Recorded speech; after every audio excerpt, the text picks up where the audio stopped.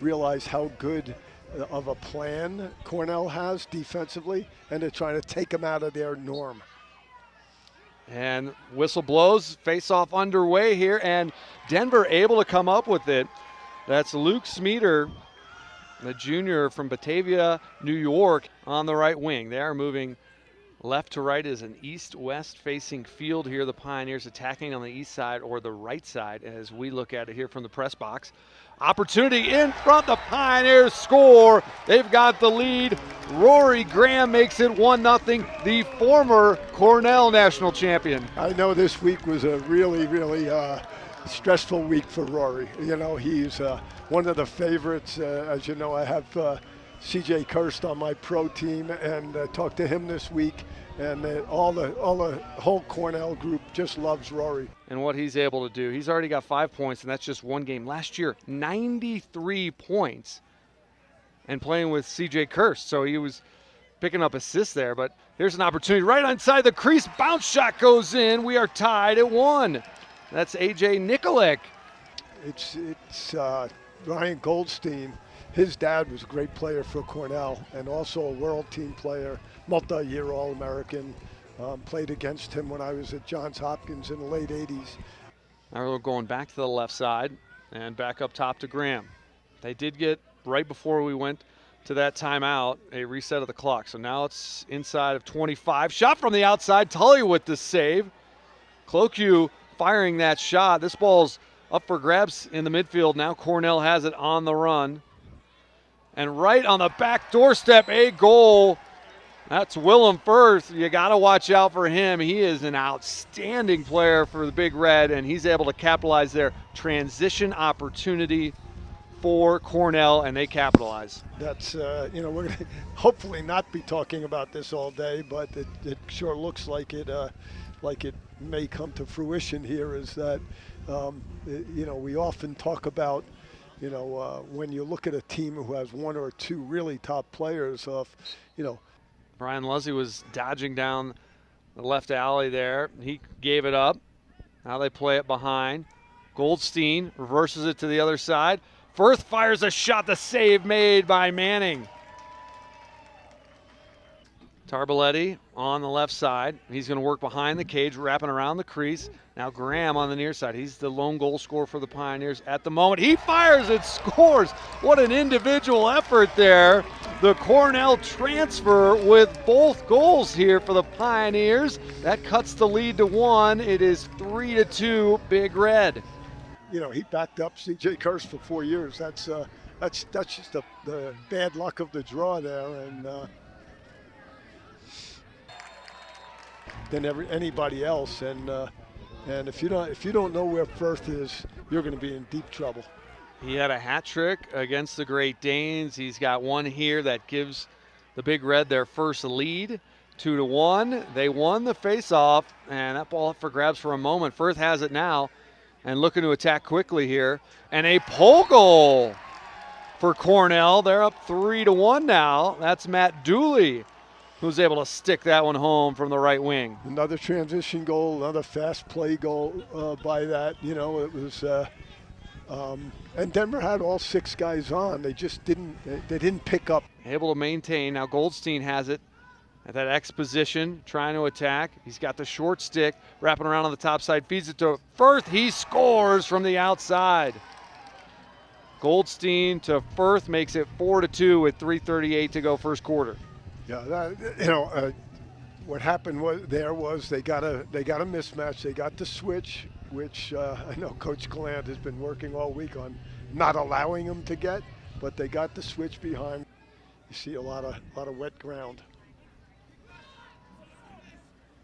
Their indoor facility is full field. Oh, what a goal here for the Pioneers! Behind the back, Chase Bruno. Showtime. Third goal for the Pioneers. Cornell up 4-3 after that one with 1:52 to go first quarter. Well, it's funny. 2 years ago when Cornell came here, we talked a lot about it being a defensive battle, although they had C.J. Kirst and Kelleher and those guys, and turned into a 17-16 shootout. It's going to go the way of Cornell after Lair got called for the push. So Denver defense now trying to stand up, but it's Cornell able to score again. 5-3 is the lead for Big Red. You know, Russell Overly is assigned to Firth, but in his effort to play good team defense, as he did, I thought he was our best defender 2 games ago, and maybe last week too against Utah, but this is a different guy. On the opposite side of the field, able to tuck that one in. So, and now make it take it situation. One there by Cornell on the draw. They score again. This time Rowan Nuri, the freshman, tacks on another.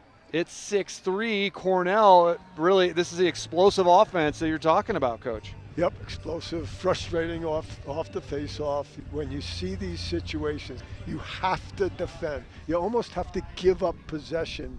As you mentioned, they're not forced to get rid of it before the end of the quarter. This is a set play here. It's on the turf. Cornell able to get it back, 5 seconds to go.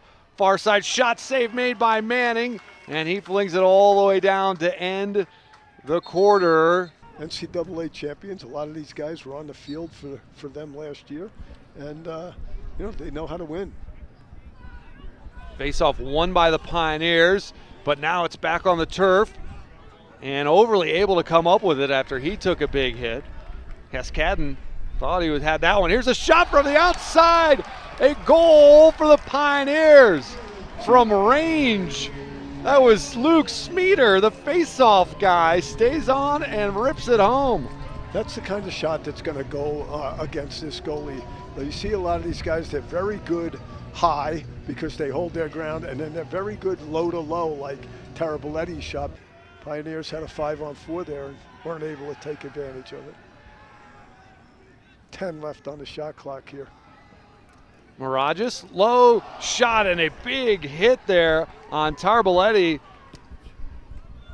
Still a fight for it here, and laying on top of it was Rahill, and it will be awarded as a ball went out of play on the near side. But he got off on time. He's a smart lacrosse player. He knew he had to get back on defense with the transition 6-on-4 that Cornell had, but he also was able to save himself with getting back.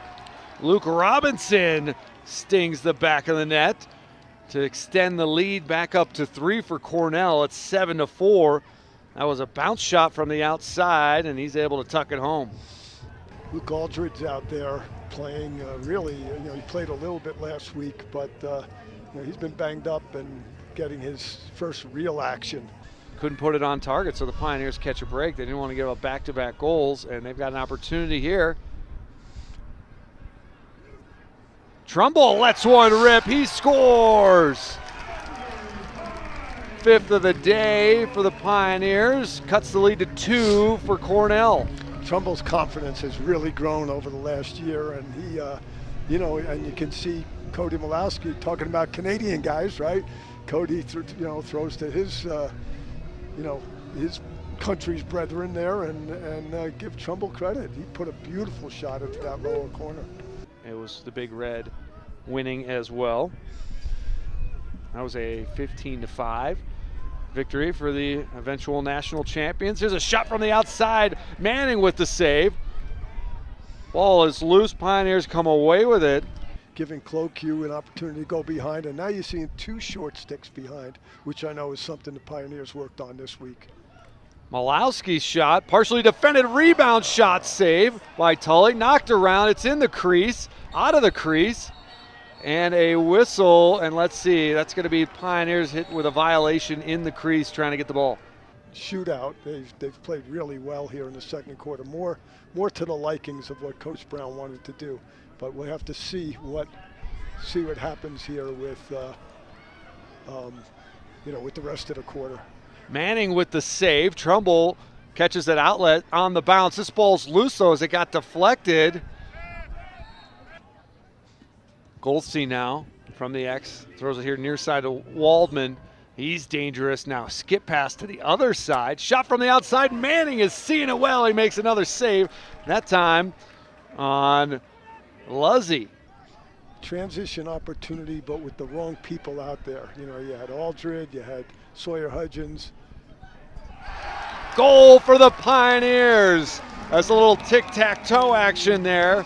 Watt Muir able to put it home for his 7th of the season, and it is a 1-goal lead for Cornell. Yeah, Daniel Clark got what looked like a benign pass. The Canadian guys, they seem to have this extra sense of who's open.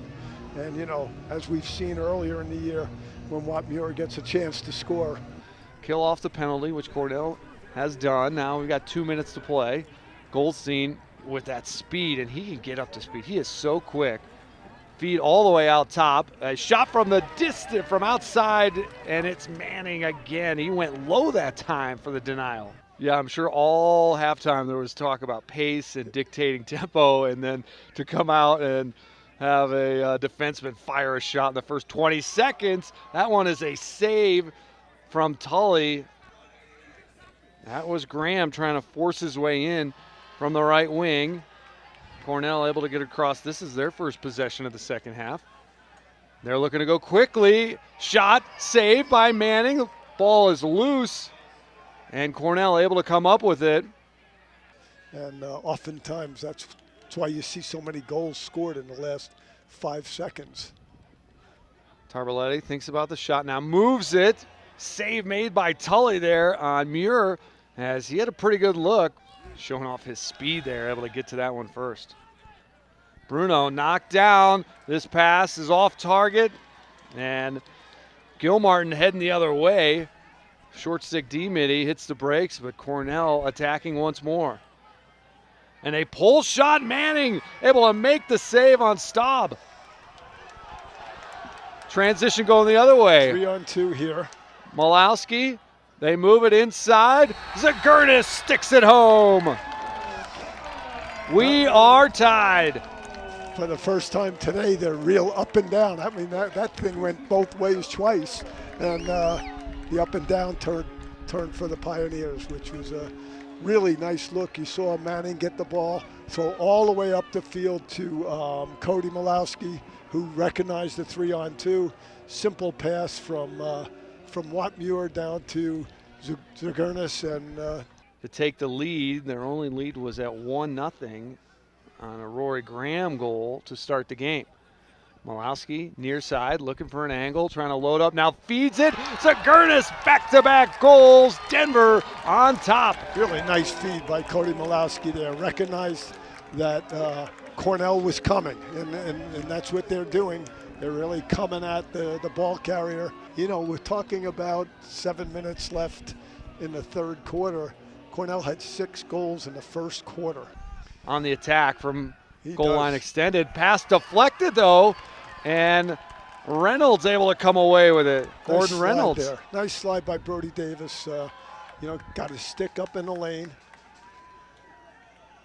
Shot from distance. Bad decision there by Trumbull. Tully able to make the stop. Yeah, Denver had numbers. And again, this defensive possession is really lengthened here. It's been long, and these are dangerous because with another reset on the shot clock. Bounce shot from Firth. Manning with another denial. Waldman coming off a screen, and Overlay, strong defense, able to knock it away with a stick check. Big Red gets it back. 10 in the shot clock. Big stop here if they can get it. And Manning with the save on Firth's shot. Clokey's going to take this one and see what he can get. Zagurnis has his pass deflected. Graham from distance just has to throw it. Tully able to make the stop. Getting himself some really good opportunities to help the Pioneers. He's a senior captain leader. This shot deflected. Well. Graham thinks about the shot, now wheels down on the left side. That's going to be a penalty on Cornell. That was what we talked about earlier, about how they play against the picker.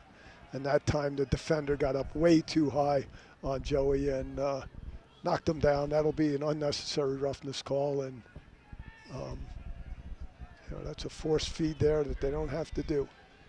So delayed call coming against Cornell. Pioneers still operating with 10 on the shot clock. Malowski forcing his way in. Tully says no. Fakes the flip. Now he gets it to Graham.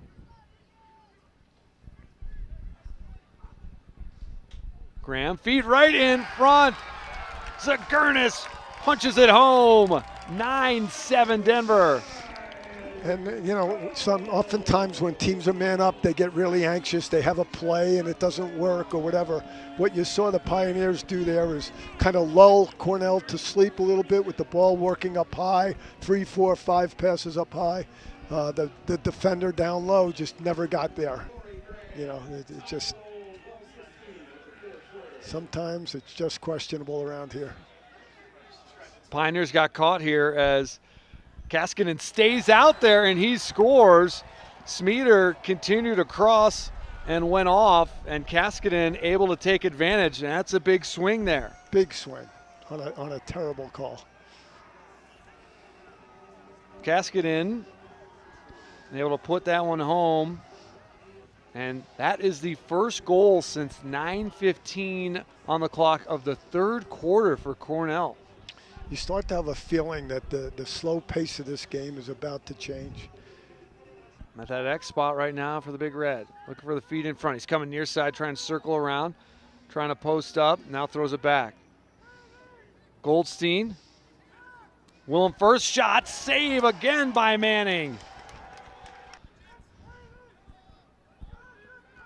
That was Luzzy able to make that catch off the deflection. Waldman drawing a crowd. He gets hammered, loses the ball. It's loose, but it's a fight for it now.